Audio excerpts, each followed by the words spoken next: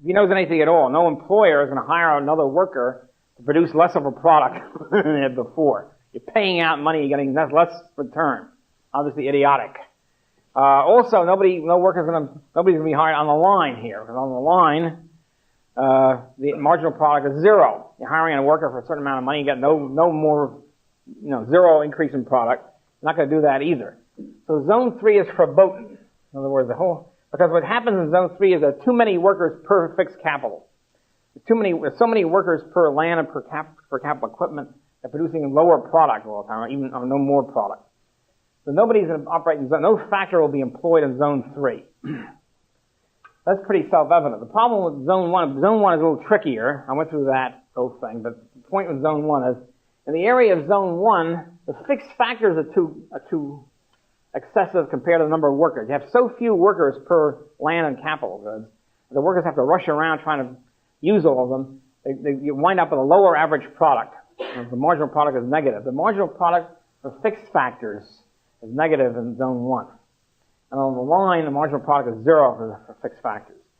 So that if you have two workers trying to grow wheat in 10,000 acres, you get more wheat if you cut out half the acreage. If you simply cut them out, so the workers can find themselves a smaller amount of land and can be much better at it. So in other words, here you have an excessive amount of the variable factor. So the marginal product of the variable factor, labor in this case, is negative, and here the marginal product of the fixed factor is negative, and therefore no factor will be employed in this zone either. So you wind up with a conclusion that all factors of production, land, labor, and capital, will always be employed in zone 2 for any product whatsoever. In other words, in the area of diminishing returns, where average physical product is declining, marginal physical product is declining but greater than zero. So this doesn't need empirical testing either. This can be, let's say those who want to do it can do it, but it's not necessary. It's part of the logic of reality. So, next step is to demonstrate what the demand curve is. That's what we're trying to get at here. The employer, of course, is interested not so much in physical production. He's interested in selling it and getting an income. So we have to bring in the price system. By the way, in general, in economics, as you continue in life, you'll read economics willy-nilly from time to time, in the financial pages or whatever. Remember, any model of the economy doesn't mention the price system as crackpot.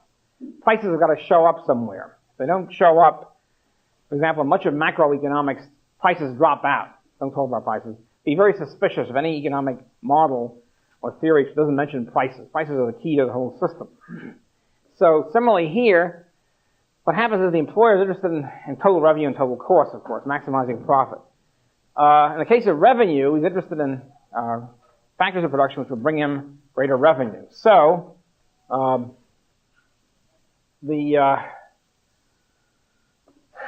have total revenue, of course, as we know, is price times the price of the product times the quantity produced. So if you sell Wonder Bread for $1 a loaf, and you sell 1,000 loaves of Wonder Bread, you're getting $1,000. That's how money in the price system comes into the picture. And so now we're looking at what is the marginal revenue productivity of each factor of production, of each worker, of each piece of land, etc. How much money is brought in by the product. So what you do is you multiply, in the case of marginal, so here you have marginal physical product, delta Q over delta alpha. And the marginal revenue, which is how much each loaf of bread, Wonder Bread, brings into the firm in money terms, is equal to delta TR divided by delta Q. In other words, you sell one more loaf of Wonder Bread or one more hi-fi set, and you get certain total revenue coming in. You sell it for, whatever it is, you get money out of it. If you multiply these two things, MPP times MR, delta Q drops out, and you get delta TR divided by delta alpha. In other words, how much money is brought in, how much income or revenue is brought in by each one more worker, or one more piece of land, or one more machine. So this is the marginal revenue product. This is the marginal physical product times the marginal revenue. On averages, average physical product is Q divided by alpha, the number of bushels of wheat per worker, let's say, times, then you have average revenue, which is TR divided by Q, which, by the way, is the same thing as the demand curve. That's what price is. This is the price curve or the demand curve. Remember, this is our old friend of the demand curve. This is the average revenue curve. This is price. This is quantity. Remember, price times quantity is total revenue. So this is the price curve or the demand curve. Marginal revenue curve is also falling and below it. So when you multiply average physical product times average revenue, at least the quantity drops that, and you're left with TR per alpha. In other words, total revenue per worker, let's say, which is the same thing as average revenue product. In other words, revenue product, how much total income is brought in by each worker or each machinery, comes into the picture by multiplying the physical product times the price or times the marginal revenue. That's how the money system is brought into the picture. My final contention was on Tuesday that this is the demand curve by the employer for every factor of production will be the marginal revenue product curve. And this is so looking now at the demand curve for workers or machines or land. This is, say, price or wage rate in the case of workers. This is the quantity hired, alpha, or quantity bought, whichever it is. What I'm contending is that the demand curve of the firm or the industry or whatever for workers is the same thing as the marginal revenue product curve. Because when the employer is trying to hire a worker, let's say, you're comparing the cost and the benefit. You're comparing the revenue brought in by the worker with the cost paying out. Remember, you're trying to act at each point so you're making a profit, maximizing your profit. Well, if the wage rate, let's say, is $5 an hour, this is the market wage rate, which for a certain type of labor, the employer has to pay. This is, let's say, 100 workers, and wage rate is $5, that's how much you're paying out. And if the worker brings in the marginal worker, in other words, one more worker will bring in at the margin $7 an hour. That's the productivity. Then the employer is making an extra profit of $2 per hour on each additional worker. So you keep hiring workers as long as as long as you make a profit. In other words, as long as the revenue product is greater than the wage rate. As long as the money you're taking in is greater than the money you're shelling out. So you keep hiring more workers so long as this is positive. You're tapping the surplus, so to speak. But each time you hire more workers, since the marginal revenue product curve is falling, you get less and less of a profit. So you finally wind up with equality. Actually, you really stop over here. It's one of my arguments with micro theory. You really stop, say, over here. But for our purposes, you don't have to go into that. What you do is you keep going until you've maximized your profit.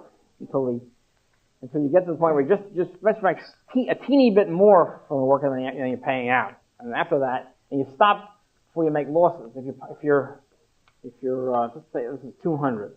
If you're hiring 300 workers, and you're in a situation since the MRP is falling all the time, so you have diminishing returns, then you have a situation you're paying out $5, you're only getting $3 in revenue profit. You're losing $2 per worker, per each additional worker. So you fire them, you get back to the situation, you avoid your losses, you get back to here. Once again, you have a built-in feedback mechanism, so to speak, which keeps the number employed, or number hired, or number bought, whatever it happens to be, equal to the marginal revenue product of a factor.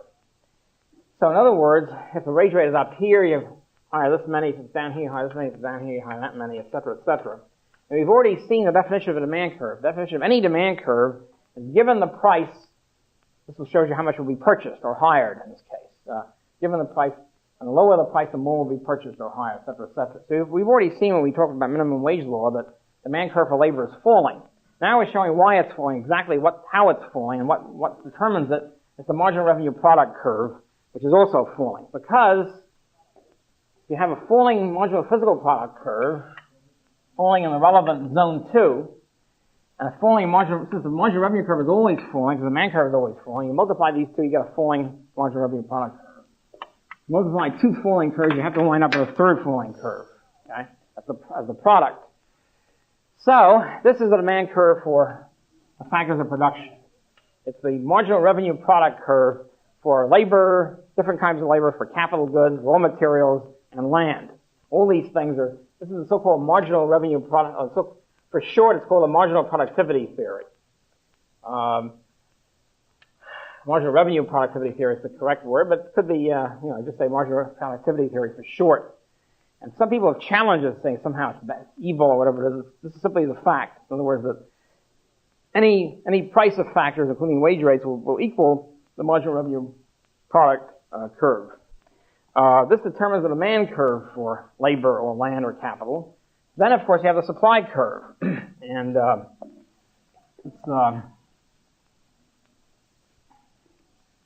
so you have the demand curve for labor, which or any factor, which is marginal revenue product, or you have a supply curve, which is whatever. You wind up with a market equilibrium wage rate or rent of land or price of capital goods or whatever. Okay, so this is the summation of what we've got to do. I think I had to do that because it's throwing too much at you.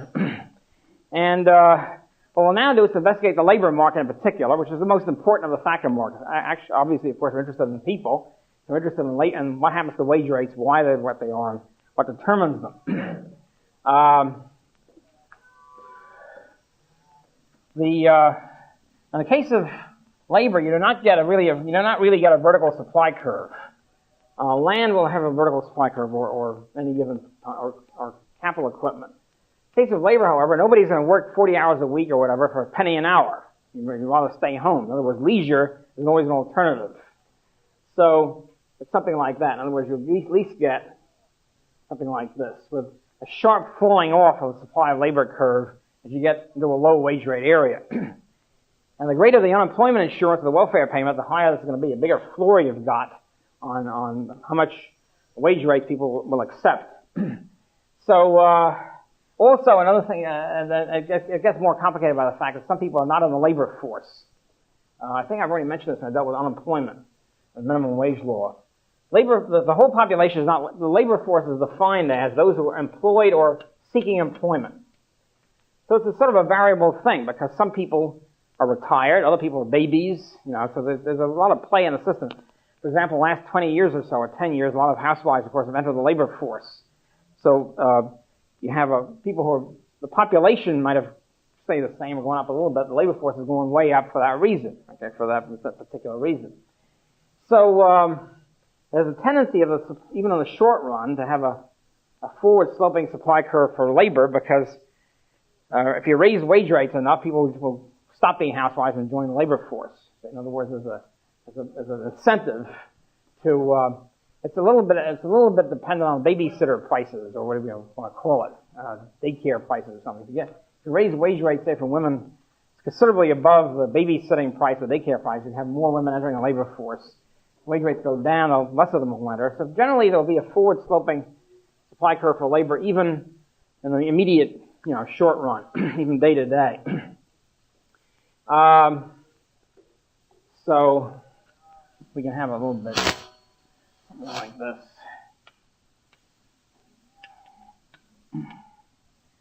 Now this general supply curve will change for each industry or each firm. In other words, this is true for labor for any other factor.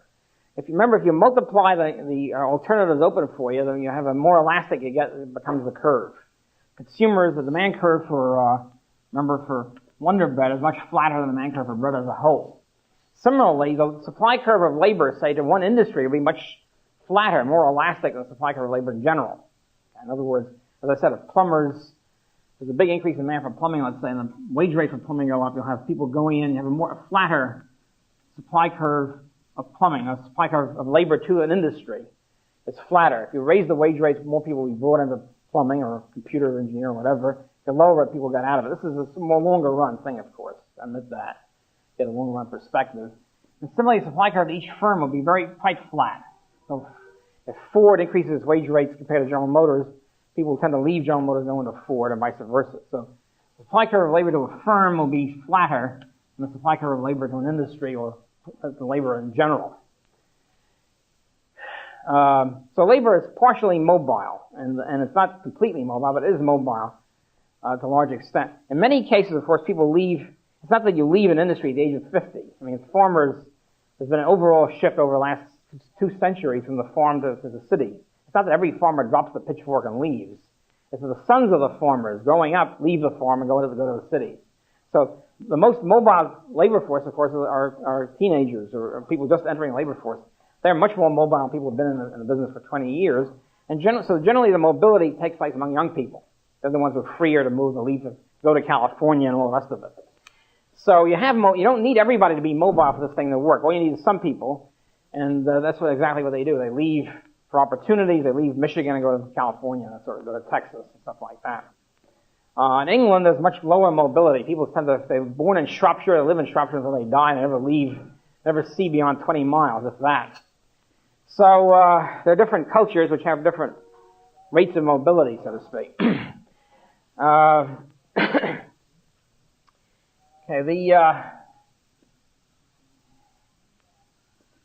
Historically, over time, what tends to happen is that capital equipment per worker goes up. In other words, you start with Crusoe, if you remember way back in the first hour, we talked about Crusoe.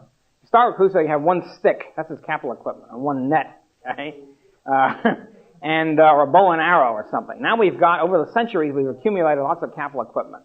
And as we do that, it increases the productivity of the labor force. In other words, if this is the marginal productivity of labor, it keeps increasing over the years because there's more capital equipment and better technology of capital per worker.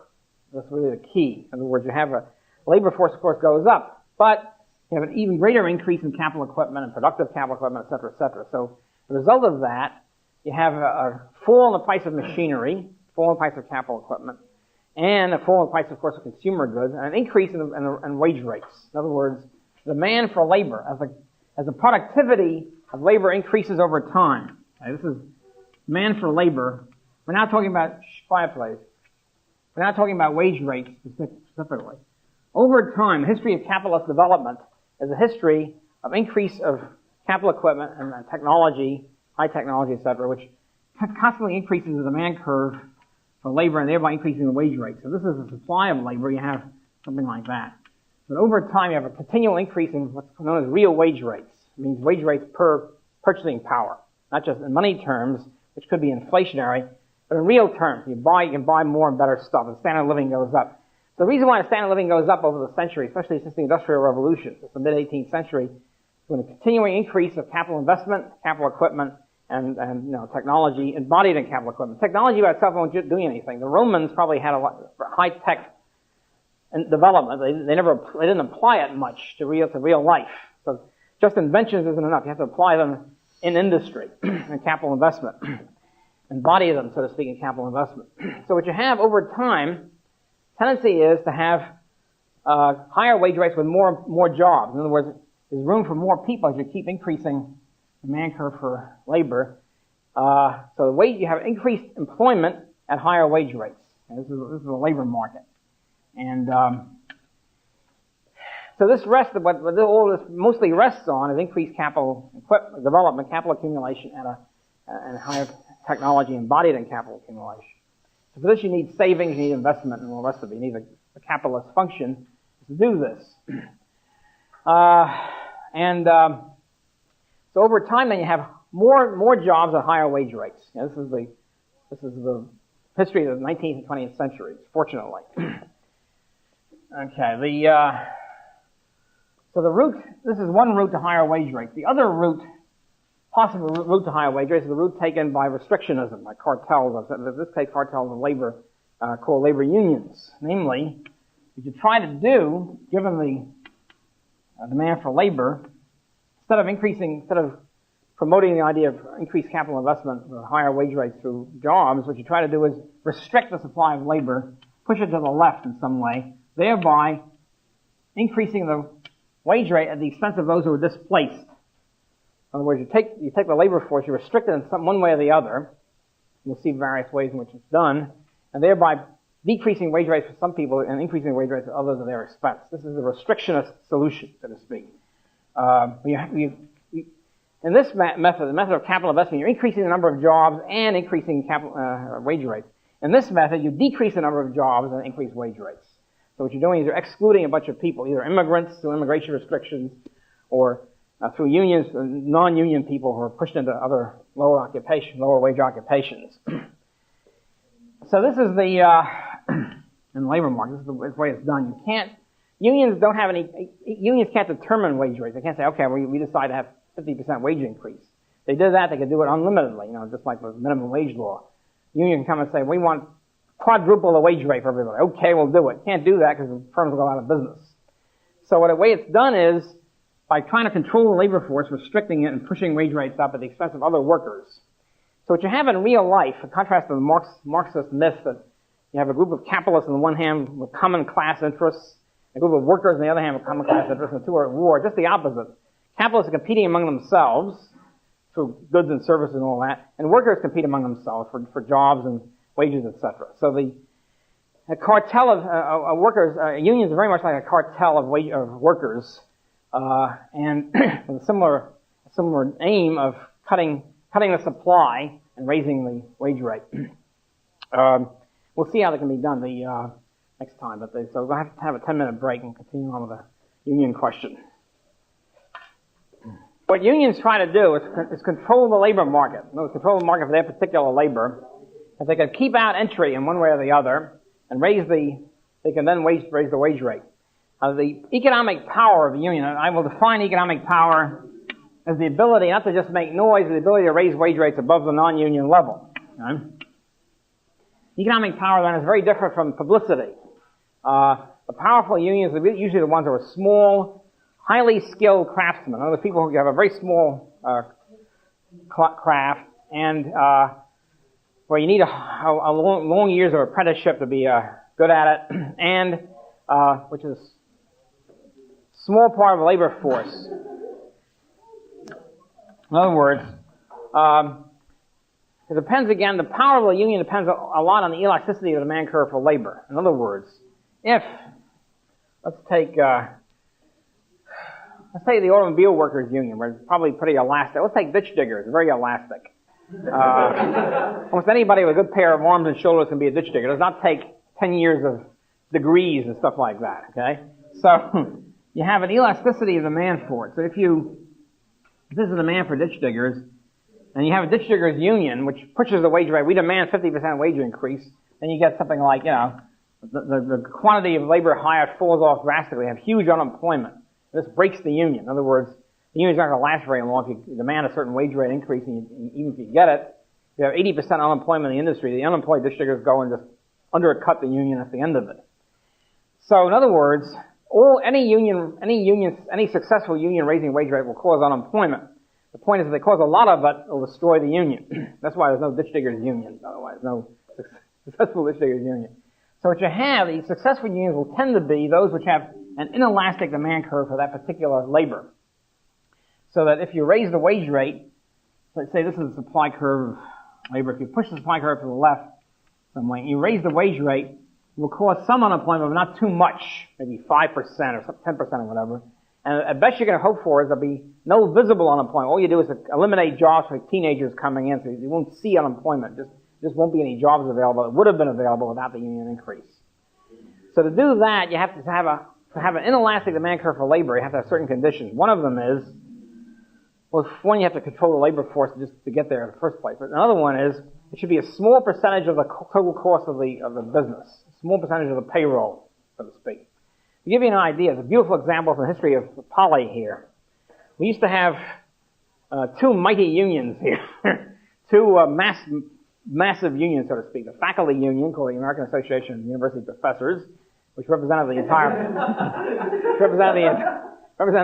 faculty of 280, whoever it was, and the staff union, which still exists. I think it's part of District 65 of a wholesale retail clerk union, something like that. They represent the staff, secretaries, and et cetera. So they're the mass union, so to speak, within Poly. They have 200 members, 150 members, whatever. They have never succeeded in increasing wage rates at all. As a matter of fact, we usually fall behind the cost of living increase. We had a faculty union for many years. They used to spend a lot of time on bargaining. This is typical. They used to have hundreds and hundreds of man hours of hysteria, bargaining, conflict, hatred, and so forth. They wind up 3 years after the fact. In other words, in 1980, we'd be still bargaining for 1977 wage increases. And we finally get 7%, and which would usually be the cost of living, the inflation rate. So after the union was dissolved, after the union was kicked out by the administration, we still got the 7%. Actually, we got less than that. We still got the cost of living increase without any bargaining time lost. In other words, the whole thing was more or less a net loss of general conflict, energy, and all the rest of it. On the other hand, the only successful union in this place is a teeny union, which nobody ever heard of, the Boiler Tenders Local. I think there are 3 boiler tenders. There's one boiler, and there are 2 or 3 boiler tenders that belong to the Boiler Tenders Local, whatever it is, the Boiler Tenders Union. So one time they had a little strike. It's kind of funny. They had one picket way off from the corner, around the corner, so nobody could see them. It said, on strike, very decorous little strike. We're on strike, Local 38 or whatever, the Boiler Tenders Union. So in those days, we had a mighty and powerful faculty and staff union. We went, allegedly powerful, we went to them. We said, would you like solidarity? He wants to picket with you. He wants to help propagandize, leaflet. Go away. Leave us alone. We don't have nothing to do with you people. Okay. And so after about 3 weeks of a very decorous strike, the boiler tenders strike was settled. They got a 50% wage increase. Why? Because only 2 or 3 guys. I mean, Poly can afford to give a 50% increase to 3 people. They can't afford to give 50% to 200 people. That's the difference. In other words, if you have a teeny union in the interstices of the labor force, so to speak, and I don't know how skilled it is, presumably some skill involved in boiler tending. And you have a small labor force that's sort of in the pocket of a situation, and an employer can afford to give you a big increase. These are the successful unions during the days of the free labor market, even now. In other words, the sort of unions which made it, which were able to raise the wage rate for their employees, were unions that are small, skilled craft, but they can restrict the labor force. For example, stonemasons. There are very few stonemasons left. It's a magnificent, lovable craft, and unfortunately sort of dying out. The only stonemasons are elderly Italians who were trained in Italy, I think. And they're getting fairly old by this time, so there are only about 5 stonemasons, whatever, in the United States. They have a strong union, because what the hell? I mean, how many stonemasons are hired? You can afford to have a big increase.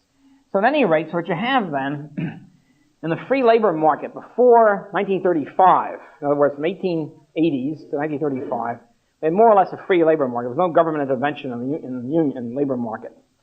In this period of a free labor market, the only unions which were successful were those with skilled, so-called craft unions, skilled small unions which can restrict their labor force, which are a small percentage of the payroll, glass blowers, cigar band workers, stonemasons, particularly in the building trades, construction, which is still true, by the way. The joiners, plumbers, carpenters. The thing about the building trades is that, in a sense, they're monopolistic within each locality. In other words, if you're, let's say, in the garment business or the printing business, and you unionize, your costs go up or your prices go up, business can shift to North Carolina, which does happen. They have a garment factory in New York. It's unionized, their costs are high, and the buyers simply go to, somebody sets up a clothing factory in North Carolina, which is non-union, they undercut the current New York plant, the New York plant goes bankrupt, the union goes bust. But in construction, you can't do it that way. In other words, Chicago construction or Houston construction doesn't really compete with New York construction. You're not going to leave New York to become a construction person and real estate person in Chicago. So it's more or less geographically monopolistic, so to speak, construction. Therefore, unions have been able to take root in the building trades or construction more than any other industry, more than any occupation. You have a whole bunch of construction, let's say unions, craft unions, carpenters, machinists, electricians, joiners, a whole bunch of them, masons, etc., all heavily restrictionist, monopolistic. Now, these unions control their labor force with a mighty will. They increase their wage rates at the expense of other non-members. How do they do it? They cut the supply. In other words, you can't be, at least until recently, I don't know what it is with all the affirmative action sort of stuff, but before, let's say a few years ago at least, you could not join the carpenters union, electricians union, plumbers union, say in New York or in Jersey City or whatever, unless you're the son or nephew of an existing union member, period. And all non-sons and non-nephews are excluded. In other words, you have very sharp restriction. As a result, you can increase your wage. If you have an inelastic demand curve, it's even better. You can increase your wage rate at the expense of those who would like to become carpenters, joiners, electricians, who can become supermarket clerks instead.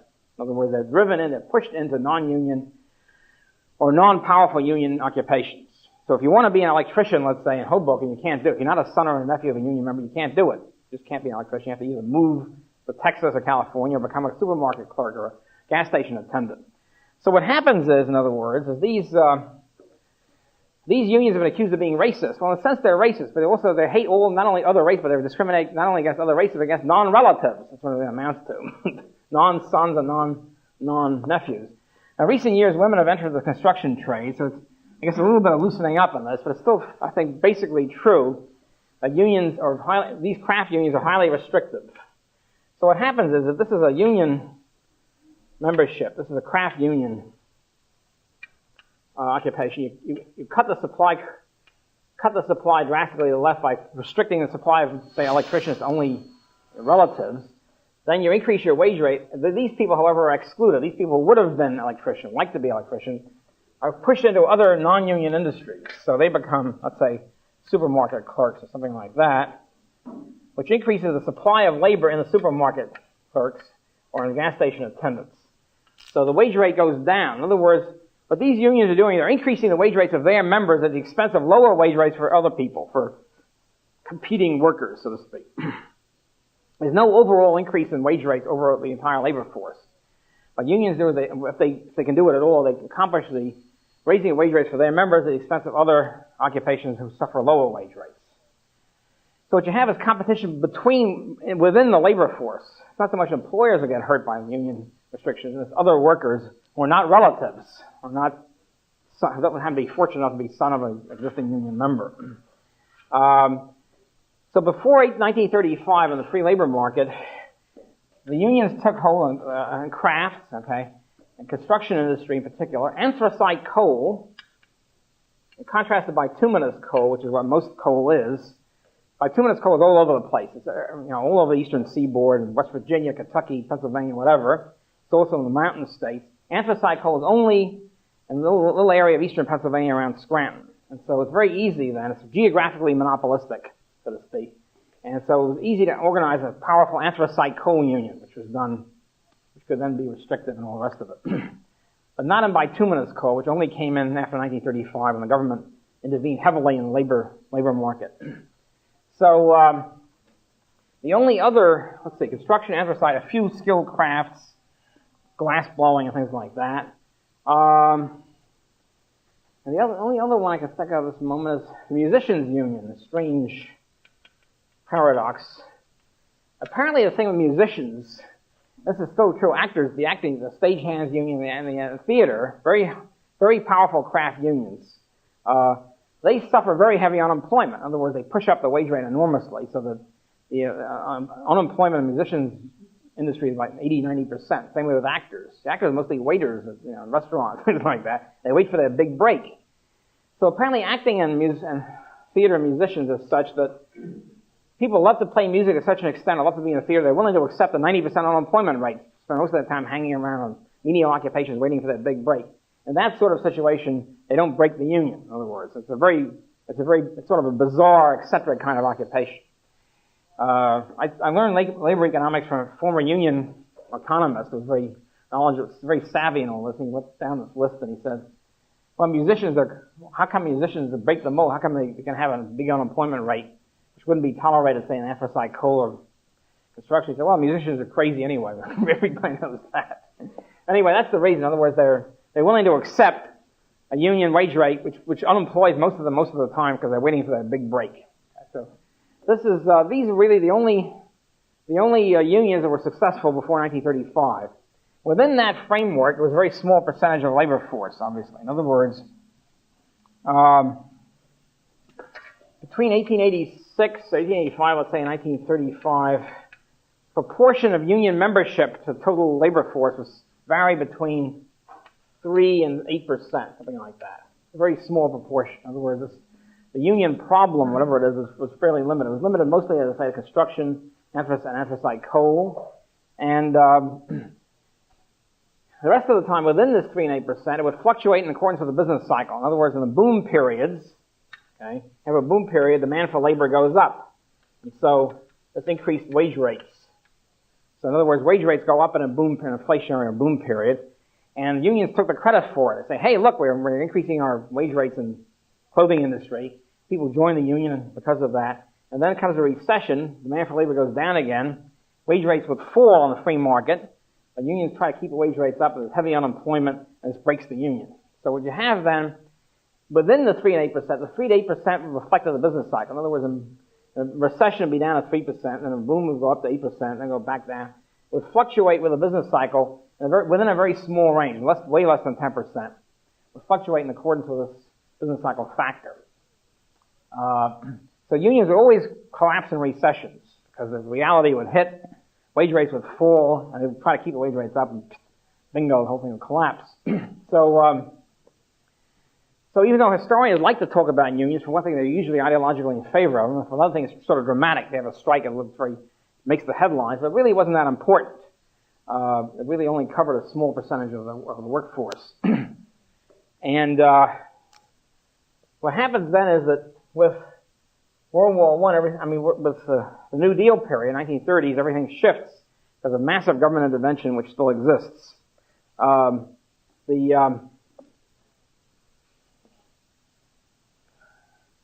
massive intervention of basically two major pieces of intervention. One was 1932 with the Norris-LaGuardia Act, and which still exists, which outlaws injunctions for labor disputes. Outlaws the use of the injunction. Outlaws injunctions. Injunction is a weapon that came in the court system in the early 19th century.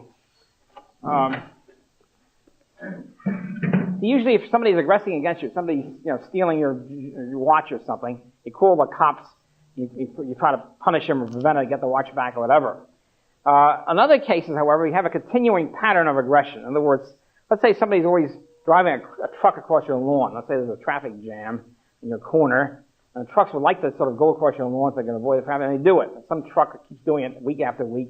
You go to court, get an injunction. In other words, and the judge says, "Thou shalt not do it. If you do it again, we clap you in jail," or whatever. So the injunction is a way of preventing a continuing pattern of aggression or violation of your rights. It's a very important weapon of the courts, which didn't exist before about 1810 or so. Well, the Norris-LaGuardia Act, the way injunctions came in labor disputes is, on a strike situation, going on strike, what you're doing is you're saying, we won't work anymore for your company until you give us a 20% wage increase or whatever. The employer's tendency is to say, all right, that's to you, we'll hire somebody else. If you don't want to work for $3 an hour or whatever it is, we'll hire people who will work.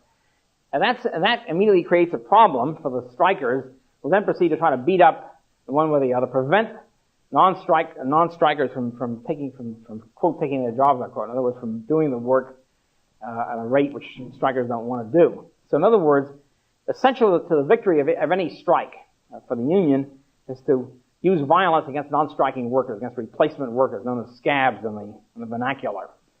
So in order to keep scabs out, or keep non-strikers out, they have massive picket lines which intimidate people or beat them up or blow up their homes or their cars and stuff like that.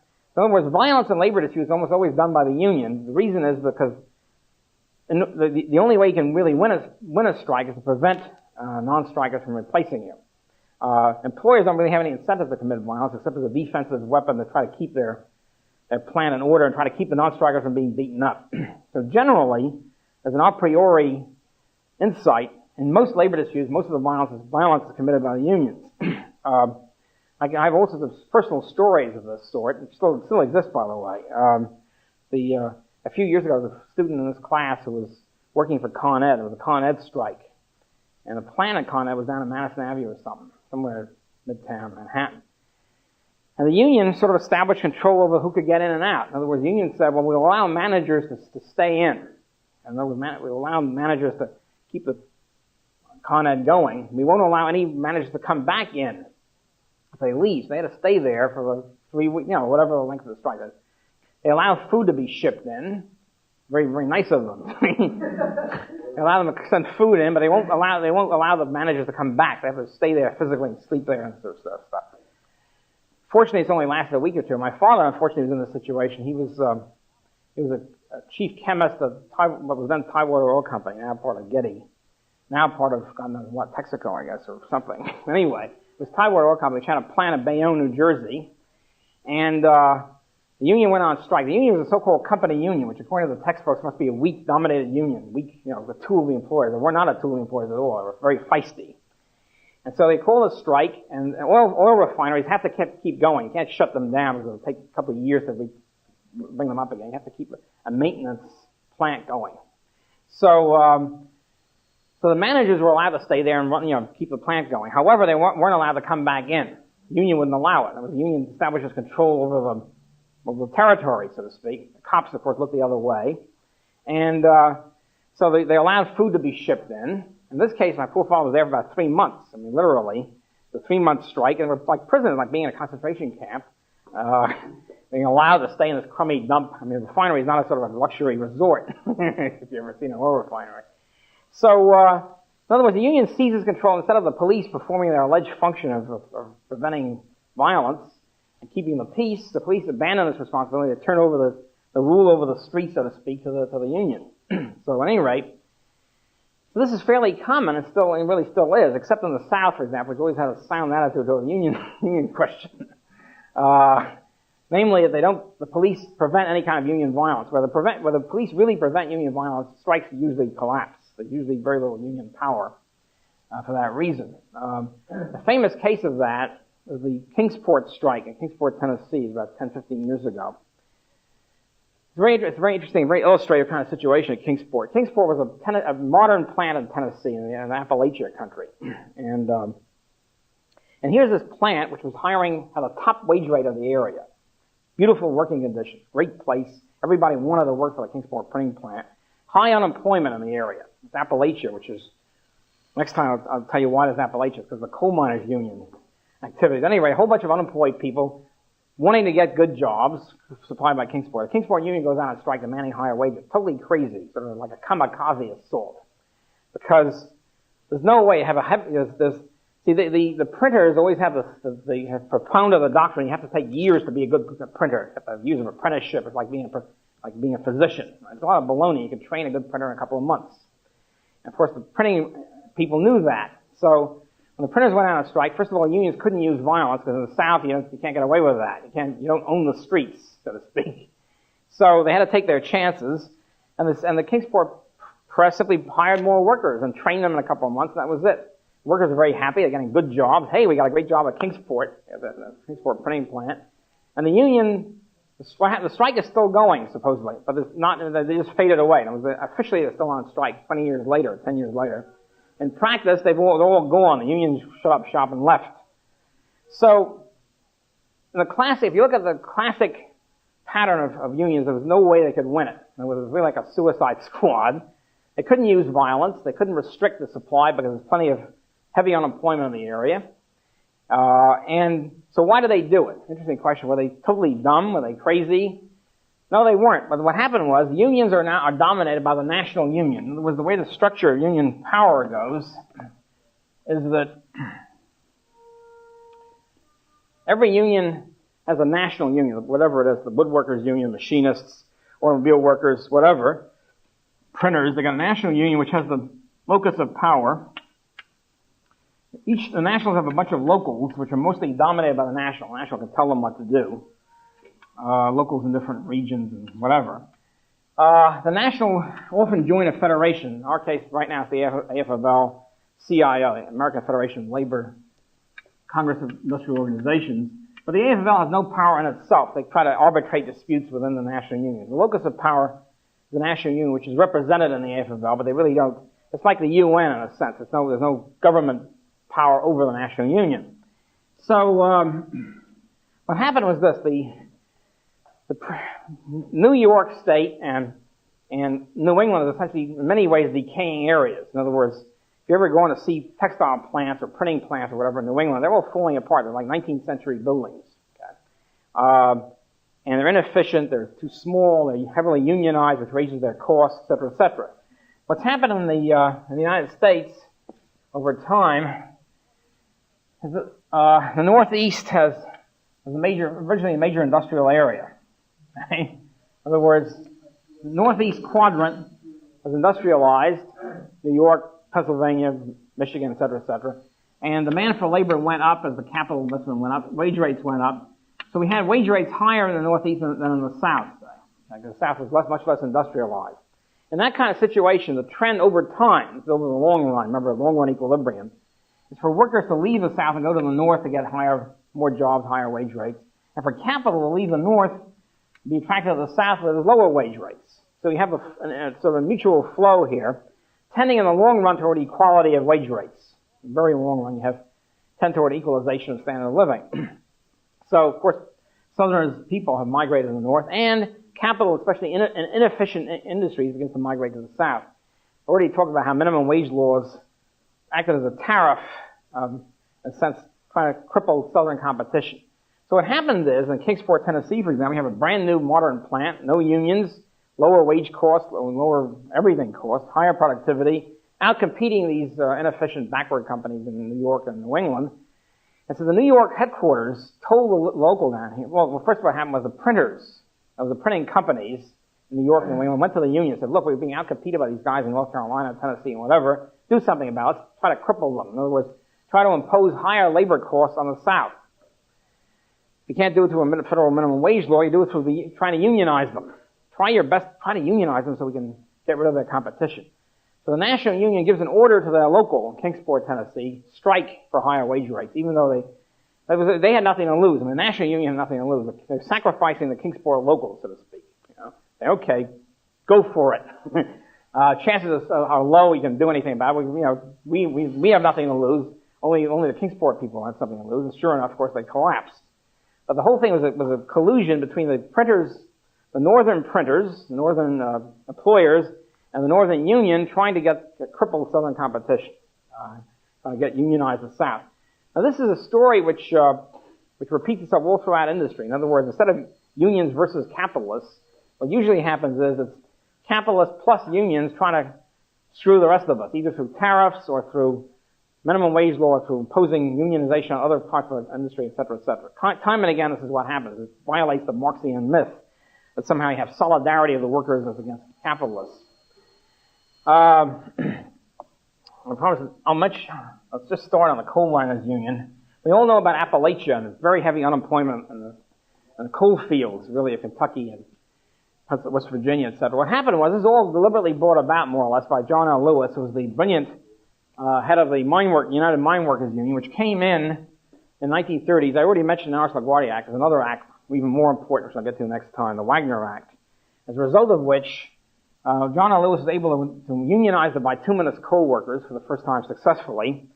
He goes into a pact with the large mine operators, basically saying this: all Lewis was interested in is maximizing the wage rate of his union workers with seniority. That's what he cared. He didn't care about anybody. He didn't care about young people, about non-union people. He didn't care about any of that stuff. So essentially, he colluded with the large mine owners to push the wage rates way up, thereby imposing higher wage costs on the small mines and putting them out of business, which is what the large miners wanted to do. You screw your competition by having a national bargaining rate, national bargaining wage rate for the entire coal industry, push up the wage rate, bankrupt the smaller coal mines, and cause unemployment for all younger mine workers. In other words, those without seniority, those growing up who just want to get a job right now.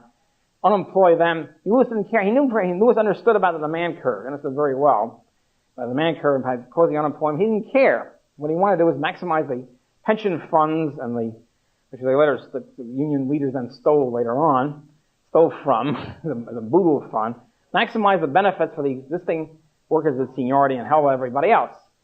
As a result of that, we had massive unemployment and massive bankruptcies in the coal fields in Pennsylvania, West Virginia, Kentucky, and the rest of it, which really created the whole Appalachia problem. There was no real Appalachia problem. It wasn't exactly a flourishing area, but it wasn't a massive area of poverty and unemployment before John L. Lewis colluded with the mine owners to bring this about.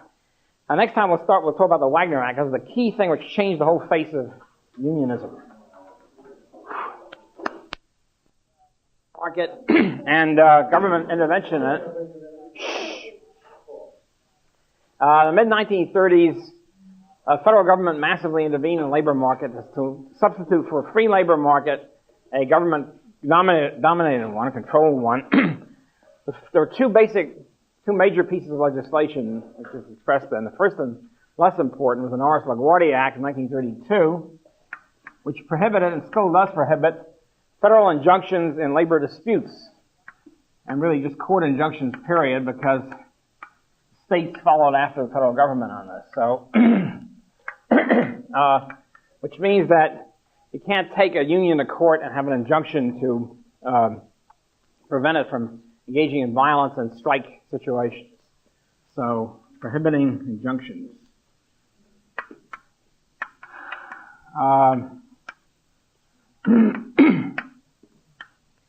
Of course, it also prohibits employers from using violence, and since they almost never do, what this really means in labor is eliminating the most effective weapon against anybody engaging in continuing patterns of violence, which almost always means labor unions. By the way, one of the reasons why so many unions are controlled by the organized crime is that because the unions engage in activity which organized crime is also very expert in, like violence and controlling the labor supply. In other words, excluding some groups of workers and half other groups of workers, which is something organized crime is quite expert in doing. So it's sort of a natural field for organized crime to work in. Also, the unions have built up huge pension funds, which since the 30s, which of course is a nice plum for people to get a hold of. At any rate, the most important mechanism came in 1935 with the Wagner Act, which is still on the books. It's been modified a little bit, but the basic Wagner Act provisions still hold. Basically, what the Wagner Act does is it compels collective bargaining. Okay? Compels collective bargaining. By the way, the textbooks, every textbook that I know of, misleads you about what the Wagner Act says. It usually says the Wagner Act is a Magna Carta for labor because it guarantees the right of collective bargaining. That's baloney. Workers always had the right of collective bargaining in the United States. They didn't have it in Britain until 1906. The United States, workers always had the right to form unions and try to bargain. So what the Wagner Act does is compel bargaining by employers and by non-union workers. In other words, compels collective bargaining, forced collective bargaining. With a union that has the majority of workers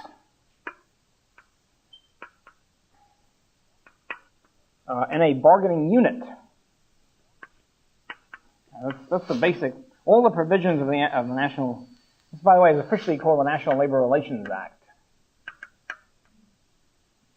Wagner Act for short, after Senator Wagner of New York. National Labor Relations Act. And a bargaining unit. All the provisions are logically deducible from this basic axiom. In other words, the basic fundamental clause, fundamental essence of the Wagner Act.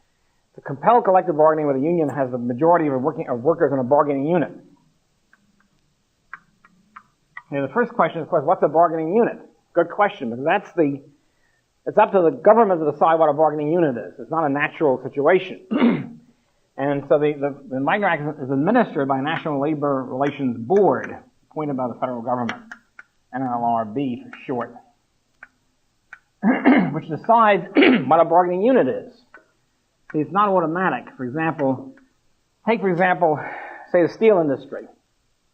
Here's a U.S. Steel, let's say, steel company, and there's machinists working in a steel plant, which want to have their own union, machinist union, which is a craft union, a traditional construction, craft union in the construction industry. They want their own union. The steel workers then form as an industrial union, steel union, workers union. They want to include everybody. They want to represent everybody working in the steel industry, regardless of what occupation they're in. Machinists want to have their own union. Okay? The steelworkers union, which is an industrial union, we'll get to that in a minute, contrast to a craft union. The craft union wants to exclude people. Craft union gets its power by pushing the supply curve to the left and pushing wage rates up at the expense of workers who are excluded. The industrial union tries to include everybody, tries to maximize the number of people in the union. So that immediately goes against the craft unions. The question is, what is the bargaining unit? Well, it's up to the NLRB to decide. If they decide the machinists are their own bargaining unit, then the machinist union will win. If they decide the bargaining unit is the whole plant, the steelworkers union will win. Or if they decide they can decide the whole industry, the whole firm. A firm might have 20 plants in it. So is the bargaining unit the plant? Is it the whole firm? Is it the whole industry? In some cases, they decide the whole industry is a bargaining unit. So it's purely arbitrary, and it depends on the ideology of the National Labor Relations Board members. Basically it. In the 1930s, when the NLRB was formed, it was a very left-wing period, and the NLRB was very left-wing. So they always decided against craft unions in favor of industrial unions. They always decided in favor of maximizing union membership. But this, of course, is not necessarily has to be that way. It depends, again, on how the NLRB members see it. I think there are 5 members, and they have a staff and all that sort of stuff. And they have regional, locals, and all that sort of thing. But basically, they have their appointed members, and they can decide whichever way they want. So it's not obvious what a bargaining unit is. Right? And who decides who has the majority? Well, the NLRB has to call an election. They have a majority in an officially sanctioned election, which the NLRB holds at a certain date. They don't have to hold it a certain date. They can decide whether or not to hold an election and when to hold it. So, in other words, you have unlimited power virtually going to the guys in NLRB who are empowered to interpret these vague provisions.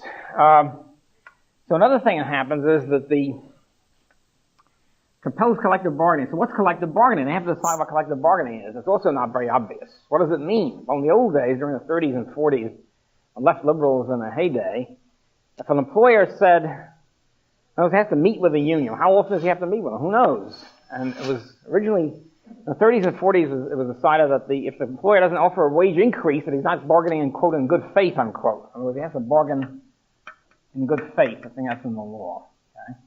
So what does good faith mean? It's a very subjective kind of decision. So usually if the employer didn't offer a wage increase, this was considered not in good faith. He wasn't really bargaining. It was illegal. Of course, so in other words, this whole sort of mandates constant wage increases. Nowadays, of course, in the last 20 years or so, it's been very different. And there are many conservatives in the NLRB, or anti-union, or non-union, or whatever it is. And so now, of course, what's been happening, especially since the recession of 1981, is that the employer comes in and demands a wage cut. This has been happening in the last 4 or 5 years.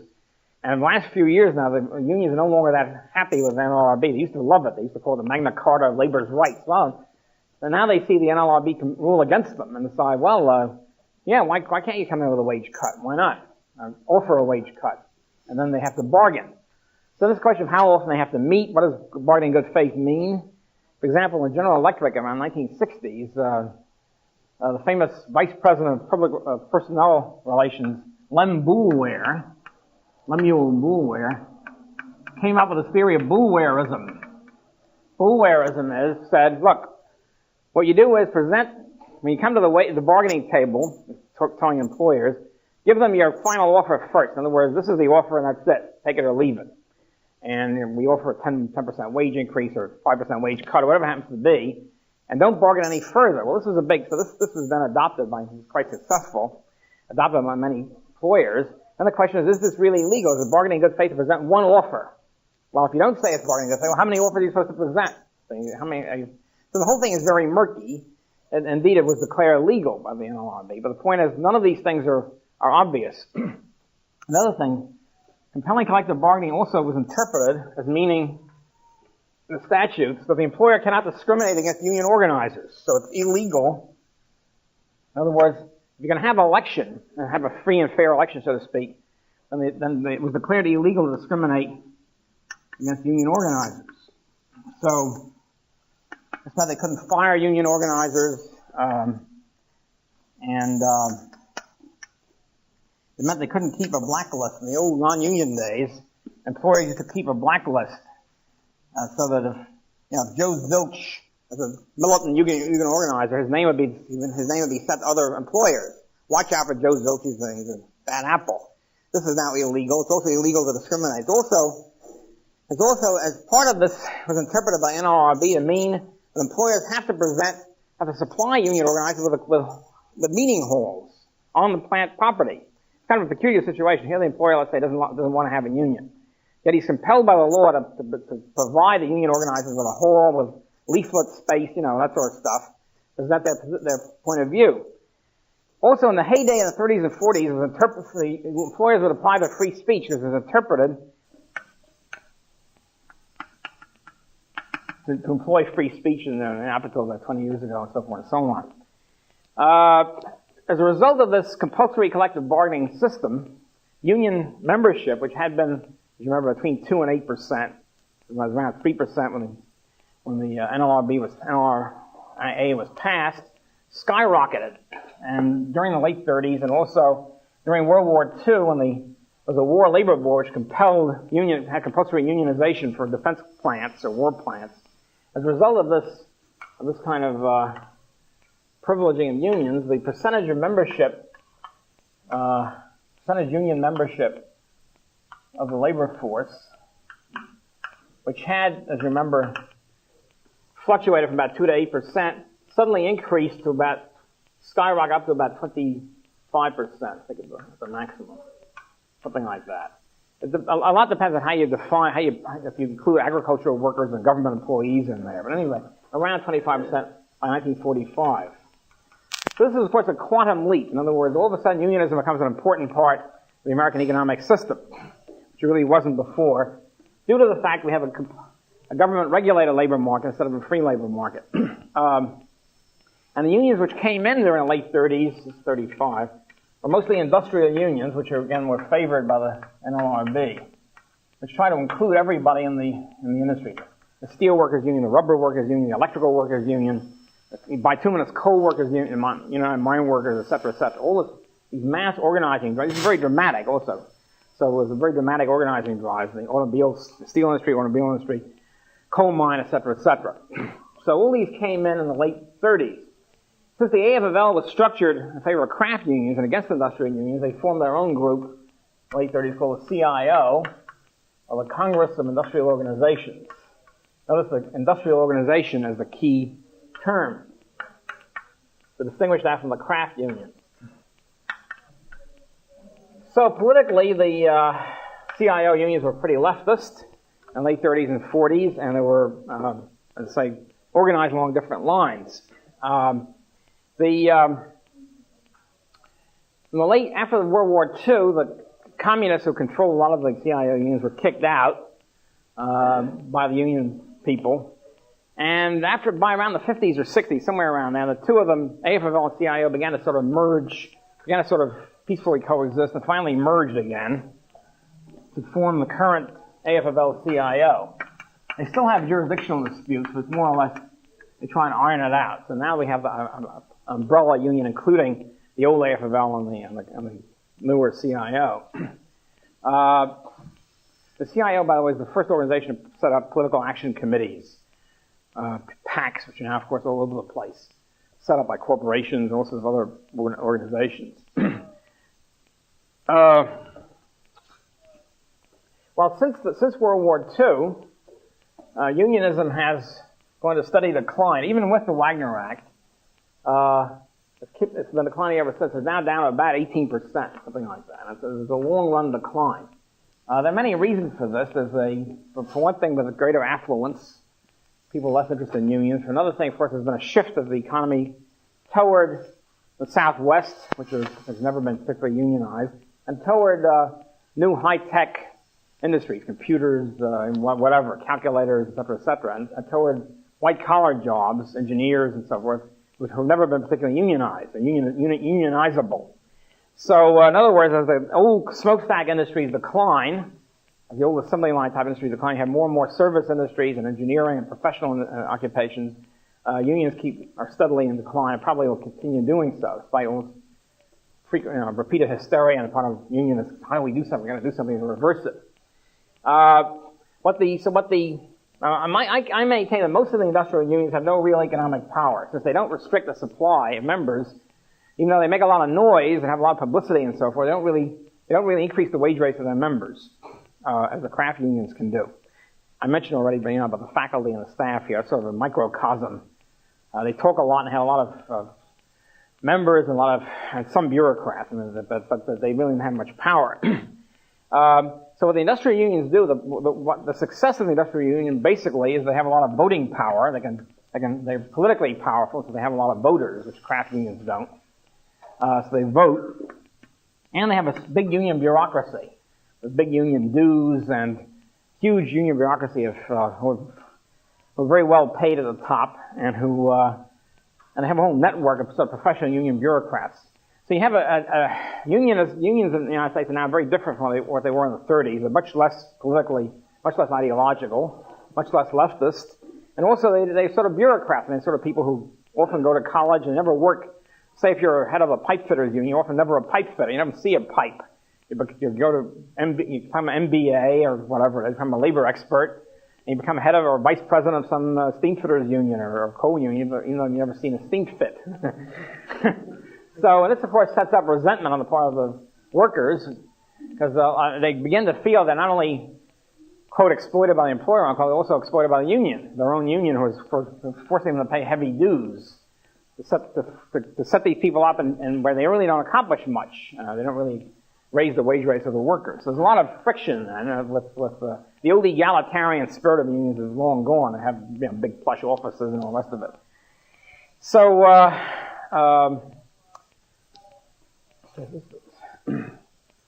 there's also been, of course, a falling back or a loss of union spirit, union solidarity, union spirit.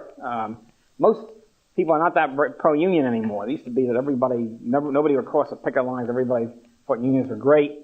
Now even liberals are pretty sour on unions. Unions don't have the mystique they had in the 30s and 40s.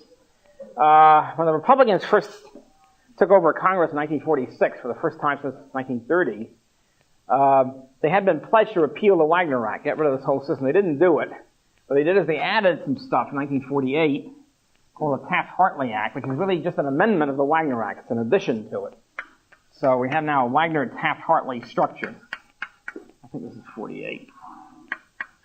And what the Taft-Hartley Act is, they added stuff on top. In other words, in addition to unfair labor practices by employers, unions can now engage in unfair labor practices. In other words, unions are now being regulated as well as employers.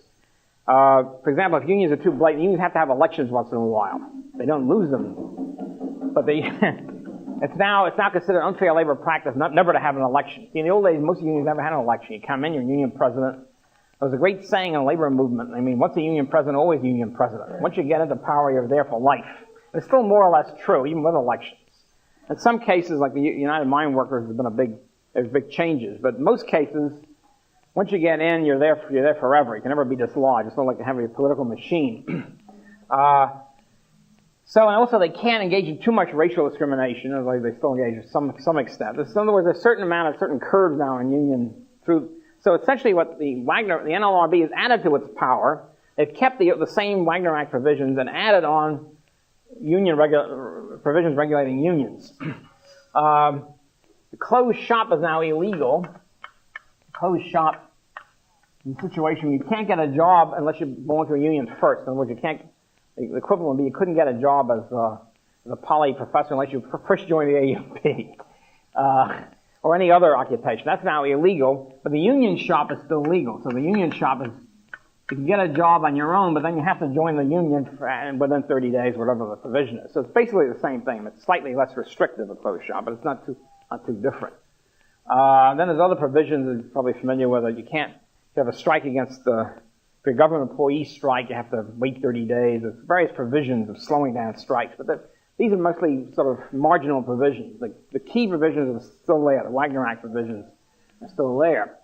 Now the various states which have outlawed the union shop too. A whole bunch of states, I forget now, mostly in the Southwest and the mountain states. Which seems to me goes against private property and a free market, because what you're doing when you outlaw the union shop, you're preventing the employer from voluntarily signing an agreement with the union saying we will only have union workers. There are various reasons why many employers are pro-union. For example, the poor Metropolitan Opera. Every few years there's a strike against the Metropolitan Opera. They have to confront about 30 craft unions, which has a different contract deadline. There's a stagehands union, the actors union, the scene designers union, so forth and so on. And each one of them can strike, and none of them is bound by the other people, and each one will also honor the picket line of the other union. So the employer, the Metropolitan Opera, has to confront about 30 different unions, which is extremely difficult. They'd much rather have one union, just make an agreement with that, and that'll end it. So many employers tend to favor industrial unions even, because they figure craft unions are just too many of them to deal with, too feisty, and too much economic power in a sense. There's one classic case. So in other words, some employers were all in favor of the Wagner Act. Most of them were against it. And various employers who were pro-corporate state, pro-business industry partnership, so to speak, were in favor of the Wagner Act. There was one classic case of this whole situation where Gerard Swope, who was head of General Electric for many years, wrote a letter to William Green, who was head of the American Federation of Labor. This was written in the late 1920s. Please, Mr. Green, why don't you organize General Electric? Come in and organize it, because we have too many craft unions here. In other words, we have, machinists have to deal with these 4 or 5 unions. Why don't you come with one union and just organize the whole General Electric, and then we can have an agreement? And Green wrote back and said, God bless you, Mr. Swope, we love you, a great pro-union person. However, we can't do it because we're committed to the craft union. We can't form an industrial union. So when the CIO came in, people like Swope helped write it and lobbied for it, because then you say, okay, we'll deal with one industrial union in General Electric and make an agreement, and the workers are going to have to shut up. Now, in many cases, the employer prefers dealing, as I say, with one union, and if the union is willing to collaborate, so to speak, they can just form so-called sweetheart agreements, and where all the workers will then be committed to it because of this compulsory collective bargaining.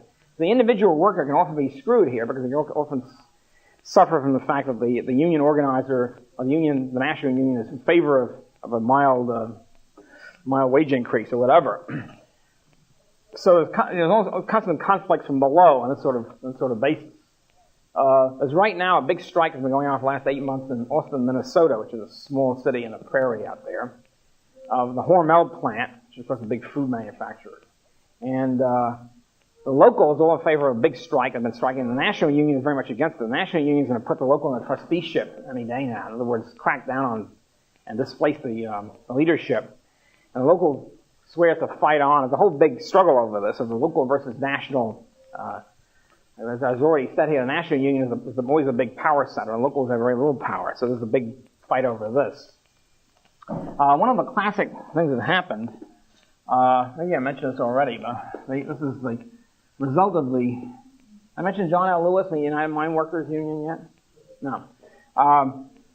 The bituminous coal industry, they try to have a United Mine Workers in the bituminous coal industry. It was never successful because of the free market. In other words, they organized some few coal mines in Pennsylvania. The wage rate would go up, the cost would go up. They go bankrupt, they'd be outcompeted by non-union mines in West Virginia or whatever.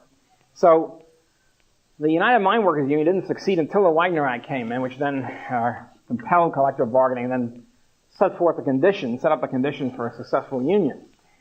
The head of the United Mine Workers was John L. Lewis, a famous bushy-browed figure, Welsh American, who understood about the demand curve. He was brilliant. He understood about the whole demand curve and the demand for labor. He understood that this is wage rate, quantity of labor hired, that the only way to raise wage rates by union activities is to cut the supply, shift the supply to the left, at the expense of diminished employment. Okay? And in other words, he realized that the union action pushing up the wage rates will unemploy a whole bunch of coal miners. He didn't care about that. He was all in favor of it because his object was to maximize the wage income for those union workers with seniority. In other words, those who had been in the union for 10 years or something. At the expense of younger workers, those who didn't have seniority, and new people coming up, younger people who, teenagers who were coming of age and wanting to get a job in a coal mine. He didn't care about that. What he wanted to do was to maximize the income of existing union members with seniority. So he had industry-wide bargaining with the coal miner, the whole coal mining association. The coal miners, the large coal mine operators, were all in favor of this. They were in favor of higher wage rates to impose crippling higher costs on their small competitors, small miners, and they realized couldn't pay it. So in other words, you had industry-wide agreements between the coal operators and the coal union, tremendously pushing up wage rates and leading to the bankruptcy of the smaller mines, total depression in the coal mine industry, bankruptcy of the smaller mines, and massive unemployment in the coal fields, which continues to this day. It's the so-called Appalachia problem. There was no Appalachian problem before the unions came in, or the coal mining union came in. Because the coal mining industry was a major employing center in that whole area. So as a result, you have depression in the coal industry, but the large operators continue. The union members continued on with seniority. They were in great shape, and it sort of rode into the sunset, destroying the entire industry in its wake, but building up a huge pension fund and everything else to be looted by the union organizers. So here's a beautiful example, a crystal clear example of how the Marxian myth that the workers are always in solidarity against the employers. The employers are competing with each other for products, to sell stuff and to buy stuff, and workers compete against each other, as we saw with immigration restrictions and everything else, and with craft unions, and with the coal mining situation. Well, one group of workers benefit the expense of unemployment for the other group, for the younger people coming up. So we have collaboration between, in other words, some monopolistic collaboration between large employers and the union. Similar to the collaboration between the printing union, remember, and the printing employers in New York, New England, to try to impose higher costs on the efficient southern printers, Kingsport strike. So similar things will happen in the coal situation. Okay. So the whole Appalachia problem is really a product of the mine workers or the mine worker large employer collaboration in the 40s, 50s, and 60s.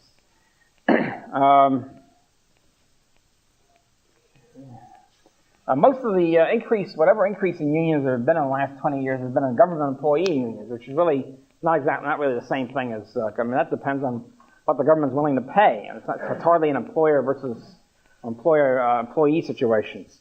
It's how much the government official, the taxpayers or whatever, are willing to shell out. So the only union growth has really been in the government employee area. This, of course, has also made government very costly, like the post office and garbage collection. And so there's now a big drive toward privatization. People get fed up with paying very high garbage costs or whatever, and they contract out to private firms, which are either non-union, well, even if they're unionized, they don't have the same sort of clout as the government unions. They're simply, because since the taxpayer pays, the government doesn't really care. You can be a nice guy. But he's a government official. They're dealing with big unions with big membership. Say, yeah, sure, we'll give you a 20% wage increase. Why not? The taxpayer shells it out, not the guy, not the president or the mayor or the governor. But this has now come to roost. In other words, to get to a situation where government is so costly that even the government is now looking around for privatizing alternatives. And so you have garbage collection. In many cities in the United States there are private fire companies. The government simply contracts out to the fire company instead of the fire department. There's also, as I've said, the government officials don't have any real incentive to be efficient at the benefit of the consumer because the taxpayer is forced to kick in. The fire, if anybody's had any experience with the fire department, for example, in New York, they usually don't care about the private property they're allegedly trying to save. In other words, the objective is to put the fire out, regardless of whether they have to destroy a whole bunch of apartments in the name of putting out the fire. And because there's no consumer payment, you have to rely on the consumer to shell out. So there's a very different sort of situation with the private fire service. Same way, of course, with the mail and all sorts of other government services.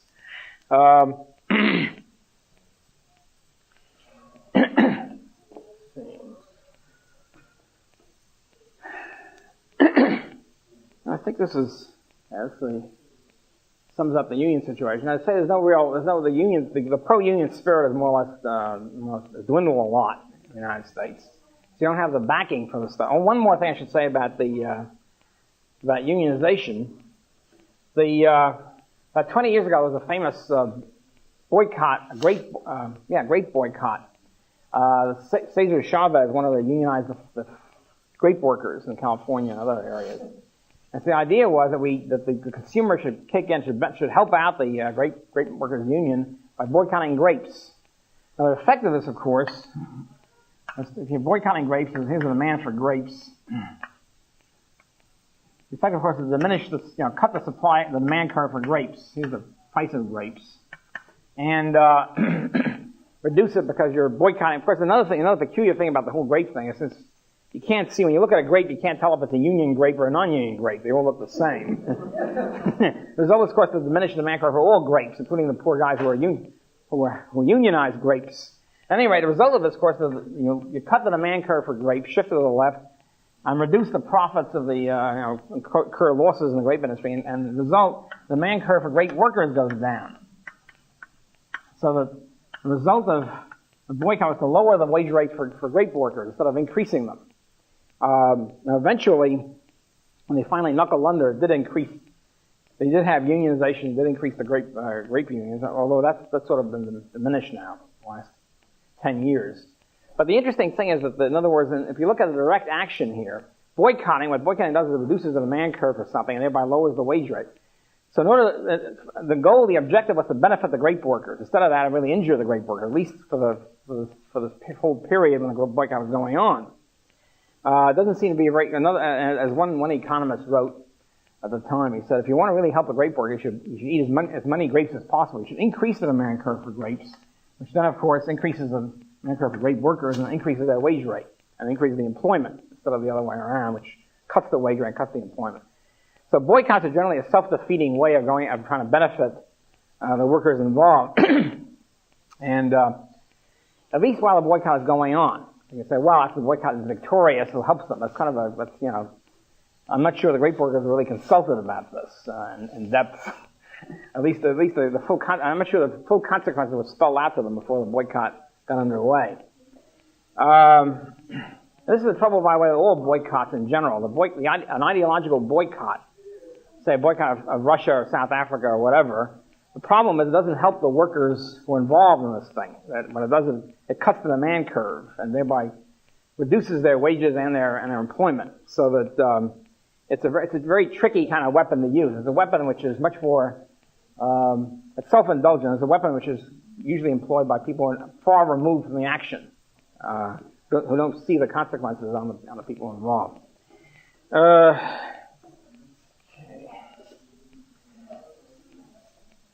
Okay, we now cover the union question. The next step you can only deal with to some extent. The next step is to talk about the supply of labor, talk about the union and the effect on supply of labor and population. In other words, one of the big determinants of labor supply, of course, is the number of people around. And so the question then is, question of population growth, which about 10 years ago was a big thing. There were a lot of, the opinion on population growth has fluctuated a lot in the 20th century. Usually in the old days, the idea was the bigger the population, the better. And then with the Malthusian theory, this was the Reverend Thomas Robert Malthus, an English minister and economist around late 18th, early 19th century.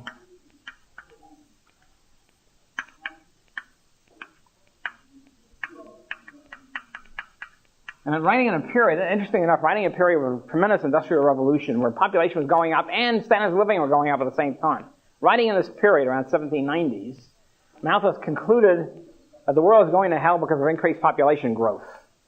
The way he put it was, his famous phrase was that the population tends to grow geometrically. In other words, it tends to double and quadruple and whatever, as everybody has 2 kids or 4 kids, and each one of them has 4 kids. You have sort of a skyrocketing or exponential increase in population, whereas the food supply grows only arithmetically. It only grows, I guess, more moderately. It's a very peculiar construction, but anyway. The population grows geometrically, and the food supply grows arithmetically, and so therefore, he said, population always tends to press on the food supply. People are tending to die out. In other words, people are always down at subsistence level, if that. And as population presses on the food supply, this causes famine, wars, because everybody's, warring for the only water hole left and that sort of thing, killing each other off for the scarce food, and disease and famine. All these things are coming their wake, which tends to keep the population down. In other words, as population becomes excessive, people tend to die out. They starve. There's diseases, and they kill each other. So this is it's a very gloomy picture, of course, of world history. The peculiar thing, he wrote this just at a time in a period when the population was going up indeed, but when the standard of living was going up. He wrote it. It's very odd for the guy to write this just as standard of living was taking off into the stratosphere for the first time in 500 years. In other words, what you really had is the population remained about the same in Europe, about constant until about 1000 AD until about 1750. This is a simplification, but basically that's what it is. It didn't really fluctuate much. It didn't keep increasing. We're used to a situation where population is always going up. It didn't happen. 1750 it started taking off, doubling every 30 years or so. And the reason is because the standard of living went up. That's basically the reasons we'll go into. So he's writing this thing just at a time when when the population was really improving, not only going up but also improving standard of living. And it's influenced economics. The classical economists became Malthusians, always worried about the population pressing on the food supply, just at a time it obviously wasn't pressing on the food supply. Very peculiar, typical of economists, I think, to worry about the wrong problem at the wrong time. At any rate, in the early 20th century, as population started declining in Western Europe, in France and other places in Western Europe, population was declining, and so the theoreticians started bellyaching about race suicide, as they call it. The world's going to die out. What they do is they project trends. They say, well, if the French population is going down by 2% a year or something, it means in 80 years the French will be wiped out. In other words, given the existing rate, simply extrapolate the trend. You say, gee, France will disappear in 80 years or 100 years, whatever it is. This, by the way, is essentially the way demographers operate. It's a very simplistic. We just take existing trends and extrapolate them, and of course you can have any sort of horror result. So then they started having bounties for kids in France and other parts of Western Europe, subsidized number of kids, because they were also worried about cannon fodder. In other words, they're worried if the French population declines, how are they going to fight? How are you going to conscript people in the army if there's no people to be conscripted? So they started giving bounties for kids, give you $1,000 per kid born. And this indeed tended to turn around the population growth. And about 10, 15, 20 years ago, they started a ZPG hysteria. Namely, the population is growing too fast and it won't have any room to stand on. We'll disappear. We'll all be starving, so therefore we should limit population growth now. There's a big so-called ZPG movement, namely that calling for zero population growth. Okay, we'll resume this next Tuesday. Okay, we'll resume this next Tuesday. Okay, we'll resume this next Tuesday. Okay, we'll resume this next Tuesday. Okay, we'll resume this next Tuesday. Okay, we'll resume this next Tuesday. Okay, we'll resume this next Tuesday. Okay, we'll resume this next Tuesday. Okay, we'll resume this next Tuesday.